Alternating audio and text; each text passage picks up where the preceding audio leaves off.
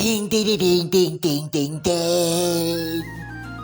It's time for some Japanese style curry for the viewing pleasure of my hungry people. Observe how I pour in that fresh oil and proceed to dump in my soy meat into my favorite honeycomb pan. Potatoes and carrots are next to go in while I give it a good stir.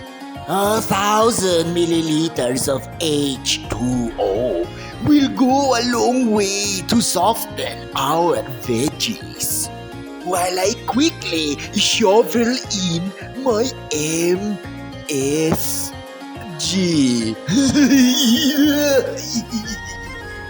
Now, immediately slide in 5 Japanese curry cubes and boil them until they decimate into the H2O.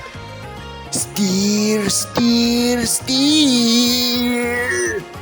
Continue the mixing until we achieve a thick, creamy texture before we incorporate our freshly chopped onions. Perfect as always. Look at those bubbles. Reminds me of my muchacha saying, Muchacho! If you see bubbles, then that means the food is ready to be served.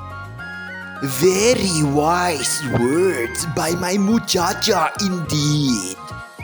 Finally, shoot in the bell peppers and give it a final stir.